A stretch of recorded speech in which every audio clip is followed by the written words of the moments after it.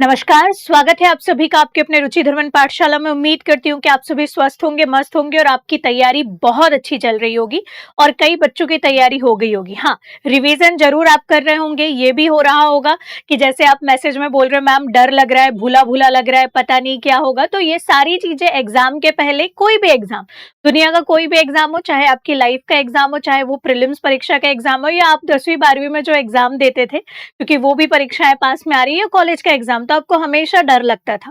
तो डर लगना कोई बड़ी बात नहीं है, बहुत अच्छी बात है कि एग्जाम से आपको डर लग रहा है, लेकिन बहुत ज्यादा डर लगने से आपका एग्जाम बिगड़ भी सकता है, ये चीज ध्यान रखिएगा। इसलिए थोड़ा बहुत अगर डर लग रहा है, भूला भूला लग रहा है, तो आप सही डायरेक्शन में तैयारी कर रहे हैं, यकीन मानिए, क्योंकि ये हर बार होता है।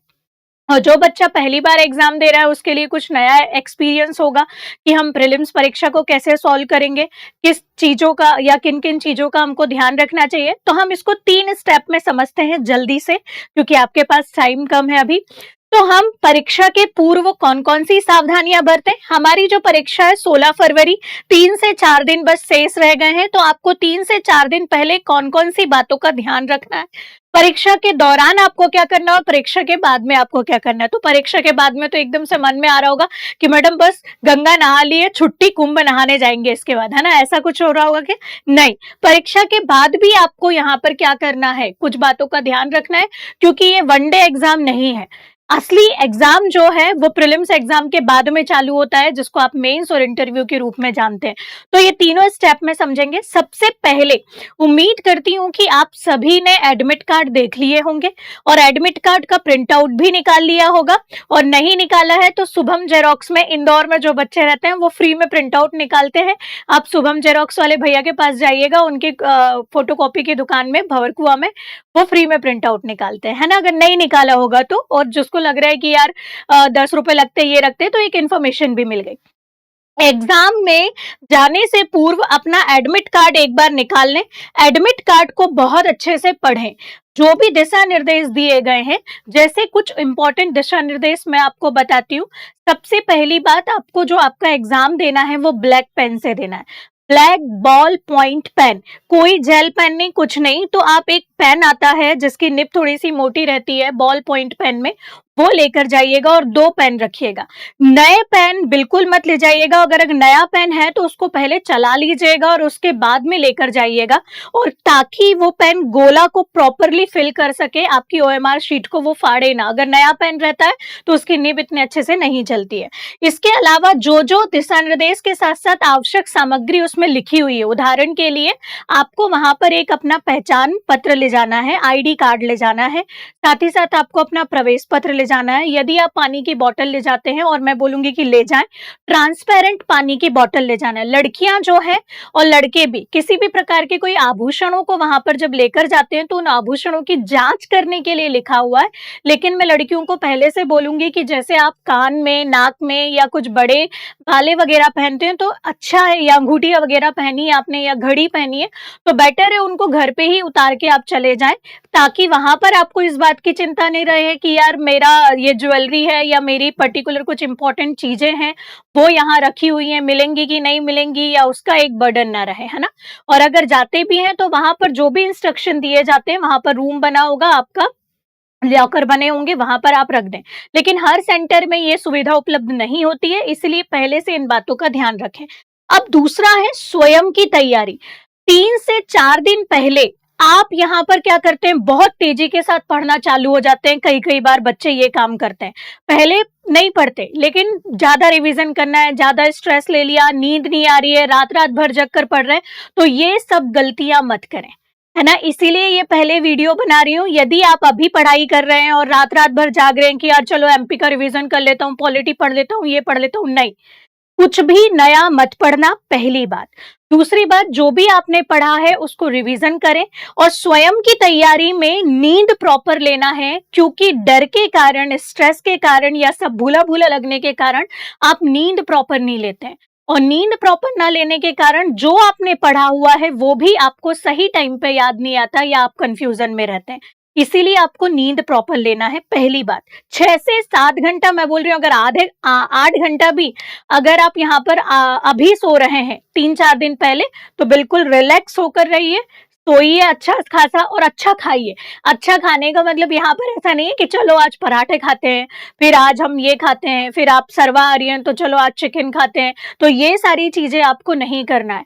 आपको संतुलित आहार लेना है अभी से, ताकि किसी भी प्रकार का कोई अपच या जो भी आपको परेशानी होती है, क्योंकि आप बाहर रहते हैं, वो सारी चीजें ना हो, है ना। और नींद प्रॉपर लेना, उसके बाद में अपने खान पान का ध्यान रखना। और नींद इसीलिए बोल रही हूँ क्योंकि कई बार पता है ऐसे प्रश्न आते हैं जो वहां एग्जाम सेंटर में आप लॉजिकल एबिलिटी से करते हो, और जब आप नींद प्रॉपर नहीं रहते हो तो आपका लॉजिकल माइंड जो रहता है वो थोड़ा सा कम काम करता है।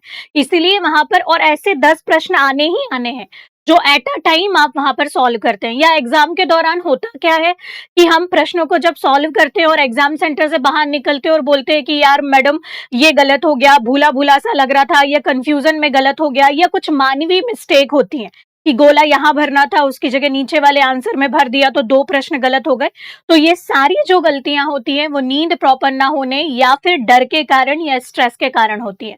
तो बेटर है उन सारी चीजों को हम पहले से क्या कर लें, एलिमिनेट कर लें। और सबसे इंपॉर्टेंट है आत्मविश्वास। अभी से आत्मविश्वास रखिए कि यार साल भर मैंने तैयारी करी है, 6 महीने मैंने तैयारी करी है, जितनी भी दिन आपने तैयारी करी है उस पर मेरे को पूरा भरोसा है। इतने सालों की तैयारी है, मैं ये जो एग्जाम है पक्का क्लियर करूंगा या करूंगी। और ये आत्मविश्वास आप देखिएगा सच में काम करेगा और आपका एग्जाम क्लियर होगा। अब परीक्षा के दौरान आपको कुछ बातों का ध्यान रखना है। परीक्षा से पूर्व मैंने आपको बता दिया, आपको अपना शारीरिक, मानसिक और आध्यात्मिक स्वास्थ्य तीनों सही रखना है, जो हम मेंस में पढ़ते हैं। परीक्षा के दौरान सबसे मेन दिन मैं आपको बोलूंगी, ये ही 2-2 घंटे होते हैं, 3 घंटे नहीं, मेंस का याद आ गया, जो आपका पूरा साल भर निर्धारित करते हैं। ये 2 घंटे अगर किसी ने, सपोज करो आपने साल भर पढ़ा है और ये 2 घंटे आपने किसी कारणवश, चाहे स्ट्रेस मैनेजमेंट हो, चाहे आपका डर हो, किसी के भी कारणवश अगर आपने ये 2 घंटे में कुछ गड़बड़ी कर दी या नींद अधूरी होने के कारण, तो आपकी साल भर की मेहनत चले जाएगी। इसीलिए आपके जीवन का निर्धारण करेगा ये 2 घंटा। ऐसा मानकर आपको सबसे पहले 1 दिन पहले बढ़िया प्रॉपरली संतुलित आहार लो, सो 8 घंटे की नींद लो। मैं बोल रही हूँ 6 घंटे की भी नहीं, 8 घंटे की नींद लेना, 8 घंटे की नींद लो और बिल्कुल रिलैक्स माइंड से सोकर उठने के बाद में जो भी आपकी नित्य क्रियाएं हैं और जो भी आपके बोलना चाहिए आवश्यक सामग्री है जो आपने पहले से तैयार करके रखी है, जिसमें आपका एडमिट कार्ड, पानी की बोतल, अगर ज्यादा ऐसा डर लग रहा है या ज्यादा आपको स्ट्रेस होता है तो पानी की बोतल के अंदर ग्लूकोज मिलाकर ले जा लेना। तो स्ट्रेस रिलीज करने में या आपकी बॉडी में ग्लूकोज वहां पर जाता रहेगा तो आपको इतना स्ट्रेस भी नहीं होता है ना, डिहाइड्रेशन से भी बचे रहोगे। ग्लूकोज की बोतल है ना, पानी की ट्रांसपेरेंट बोतल जो आपने रखी है, 2 pen, black ball point pen, अपना आईडी कार्ड, ये इंपॉर्टेंट चीजें हैं जो आपको चेक करना है और ले जा लेना है।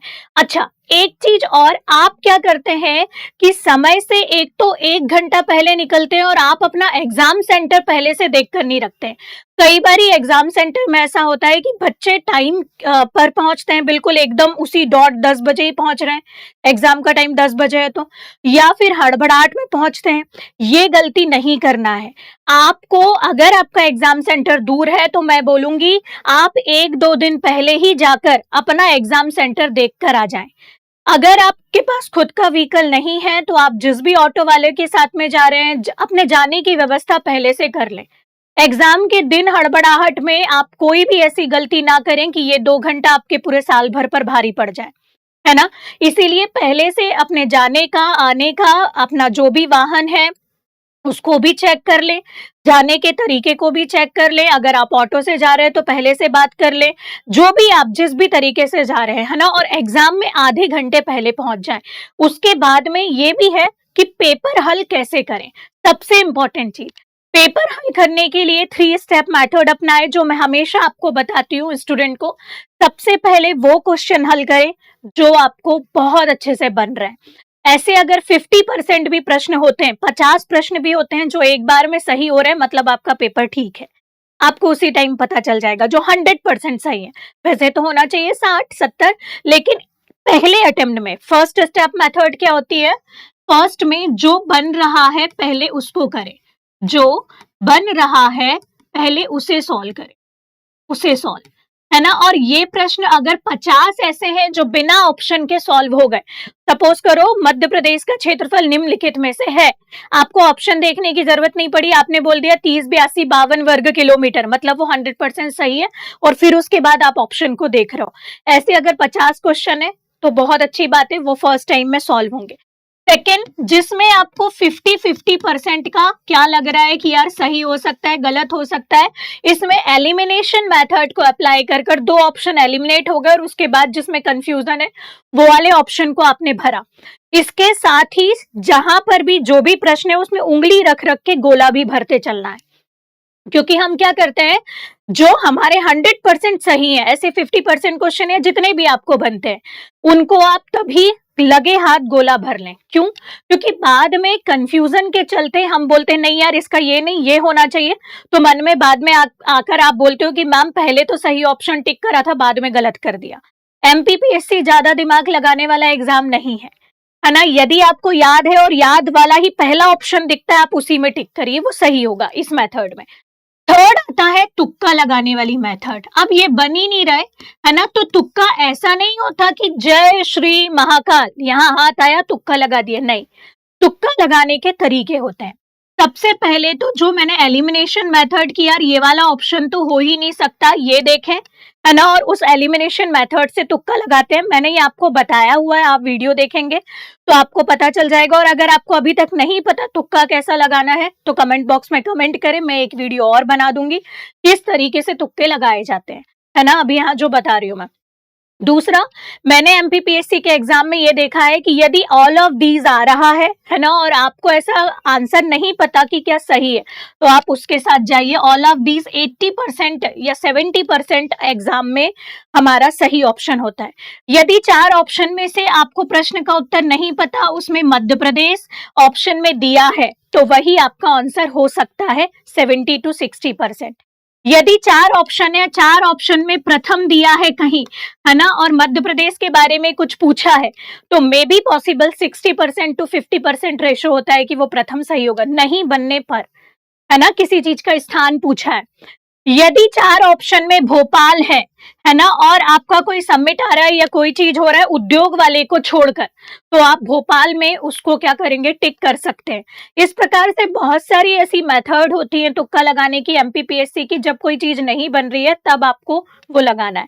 या कोई ऐसा ऑप्शन जो बिल्कुल ही नहीं मतलब मैच कर रहा है, तो उसको या तो वो आंसर होगा या तो वो आंसर नहीं होगा, इस हिसाब से वहां लॉजिकल माइंड के साथ में आप तुक्का लगाते हैं, और ये सबसे लास्ट में करना है।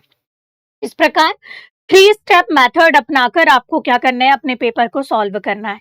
ये मैं बात कर रही हूँ पेपर 1 की, मतलब जिसमें जीएस पूछा जाता है। उसके बाद में आपका जो पेपर है, पेपर 2 होता है, जो 2 बजे से चालू होता है। आपको उसके लिए अपनी एनर्जी बचाकर रखना है। यूजुअली मैंने ये देखा है एग्जाम के बाद में, एग्जाम के बाद में जैसे ही पहला पेपर होता है, आधे से ज्यादा तो गायब हो जाते हैं पहले पेपर से, तो भैया उनसे तुम्हारा कंपटीशन है भी नहीं, है ना। आपको पेपर 2 क्वालिफाई करना है ना। और कई बच्चों का तो ये कट ऑफ में भी जुड़ता है अगर फॉरेस्ट में होता है, तो अभी मैं इसको बोलूंगी कि ये जो पेपर है आपके लिए इंपॉर्टेंट है, क्योंकि यदि ये पेपर आपने अपनी कैटेगरी वाइज क्वालिफाई नहीं करा, तो जो जीएस का पेपर आपने दिया है वो पेपर चेक नहीं हो, है ना। तो इसको हल्के में नहीं लेना है, आप बढ़िया से अपने एग्जाम सेंटर से निकले। यदि आपका सेंटर पास में है तो आप घर भी चले जाएं, या जहां पर भी आप अपने एग्जाम सेंटर में जिस भी व्यवस्था से गए हैं वहां पर बढ़िया बैठे, खाएं, थोड़ी देर के लिए आग बंद करके पावर नैप भी ले सकते हैं, नहीं तो ऐसा नहीं कि सोते ही रह गए, है ना, इस हिसाब से। और पढ़े वढ़े नहीं पेपर 2 के लिए, यदि किसी को पढ़ना है तो पढ़ भी सकते हैं, अदरवाइज कोई स्ट्रेस ना ले, अपने आप को कूल रखें, काम रखें, और 2 बजे से जो आपका पेपर 2 स्टार्ट होगा उसको अच्छे से करना है, क्योंकि उसके निकाले बिना आपका पेपर 1 का कोई कट ऑफ नहीं होगा। इसलिए इस पेपर को हल्के में ना ले, है ना। अनावश्यक वहां पर बैठकर अपने पेपर 1 के आंसर को जोड़े ना, आंसर शीट आएगी आपको पता चल जाएगा, उस टाइम पे ना जोड़े, अदरवाइज पेपर 2 बिगड़ने के चांसेस बन सकते हैं। है ना, कि यार ये बनता बुनाया गलत हो गया, ये गलत हो गया, ये हो गया, तो उससे बच्चा बेमतलब में स्ट्रेस में आता है ना। वैसे भी आप पेपर के स्ट्रेस में रहते हैं और फिर और स्ट्रेस आ जाएगा तो पेपर अगर टू बिगड़ सकता है। नहीं बिगड़ा तो सबसे इंपॉर्टेंट चीज, आप ओएमआर को भरने में गड़बड़ी कर देते हैं। बहुत ध्यान से ओएमआर के गोले आपको एक एक टिप रख रख के क्या करना है, भरना है, पेपर 2 में भी और पेपर 1 में भी, है ना। और इसके बाद याद रखें, अगर यहाँ पर आप मेंस की तैयारी करने में के लिए, है ना, इलिजिबल हो जाते हैं, ये कैसे पता चलेगा? आप घर आते हैं और घर आके जैसे ही आपने अपना पेपर देखा और आपको ये पता चल रहा है कि यार मेरे 80 अब नंबर आ रहे हैं, तो मैं बोलूंगी 3-4 दिन का रेस्ट लीजिए बस वहां पर, और उसके बाद तुरंत मेंस में लग जाना है। और फिर उसके बाद तो फिर मैं आपको वीडियो बना के बताऊंगी कि मेंस की तैयारी कैसे करना है, क्या करना है। बस यही कहूंगी एट लास्ट कि आपका एग्जाम जो है वो आपकी साल भर की मेहनत को क्या करेगा, डिफाइन करने वाला है। तो बहुत ज्यादा बर्डन भी नहीं लेना है कि यार अगर ये एग्जाम नहीं निकला तो मेरे साथ तो ऐसा हो जाएगा, मेरा ये लास्ट चांस है। और कई बार बच्चा इस चक्कर में अपना एग्जाम बिगाड़ देता है। एक ही चीज बोलूंगी बस, कि ये जो आपके 1 दिन के या 2 घंटे हैं, ये आपकी पूरी लाइफ निर्धारित तो कर रहे हैं, अभी मैंने आपको बोला, और यही मेंटेलिटी लेकर जाना है। लेकिन कई बार हमको इतना ज्यादा डर लग जाता है कि हम एग्जाम को इतना सीरियस ले लेते हैं कि अपनी लाइफ से भी ज्यादा हम इसको एग्जाम को मानने लगते हैं। तो बस यही बोलूंगी कि ये 2 पन्ने आपकी लाइफ निर्धारित नहीं करते, यही मेंटालिटी रखें, है ना। अगर आप डिप्टी कलेक्टर डीएसपी नहीं भी बने तो किसी को कोई फर्क नहीं पड़ना है ना। केवल फर्क पड़ना है आपके घर वालों को, उसका सकारात्मक भी और उसका नकारात्मक भी। इसीलिए बहुत ज्यादा नेगेटिविटी आ रही है, स्ट्रेस आ रहा है, नींद नहीं आ रही है, या फिर डर लग रहा है, तो मैं यही बोलूंगी बेटा कि ज्यादा डरने की बात नहीं है। जो डिप्टी कलेक्टर नहीं बनते, क्या उनका जीवन नहीं चलता? चलता है ना। जो डीएसपी नहीं बने उनका जीवन नहीं चलता? चलता है। तो प्रश्न ये आएगा, मैडम गरिमा पूर्वक नहीं चलता, तो मेरे को आप बताइए कितने डीएसपी और डिप्टी कलेक्टर के नाम आपको अभी उंगलियों पर याद है ना। क्या आपने कैलाश सत्यार्थी का नाम पूछा है? क्या देखा है, या उनको देखा है कि उनकी कोई पोस्ट थी? है ना। आपने नरेंद्र मोदी जी को देखा है कि कोई पोस्ट है उनकी डीएसपी या डिप्टी कलेक्टर की? तो ऐसे कई सारे ऑप्शन हैं जिसको लेकर आप अपने करियर में आगे बढ़ सकते हैं। तो ये 2 पन्ने, ये 2 घंटे इतने ज्यादा भी आपके प्रबल नहीं है, या इतने ज्यादा भी इंपॉर्टेंट नहीं है कि वो आपकी लाइफ से ज्यादा इंपॉर्टेंट हो जाए, है ना। तो अपना ध्यान रखिए, 100% कॉन्फिडेंस के साथ जाइए, आत्मविश्वास रखिए। आपने जो मेहनत करी है, आपके परिवार वालों ने जो आपके लिए प्रेयर करी है, वो निश्चित ही रंग लाएगी। और बाबा महाकाल का नाम लेकर पेपर को सॉल्व करिएगा। यदि किसी भी प्रकार का कोई डाउट है, कोई समस्या है, तो आप बिल्कुल कमेंट बॉक्स में कमेंट करके पूछ सकते हैं। धन्यवाद। Wish you a very all the best.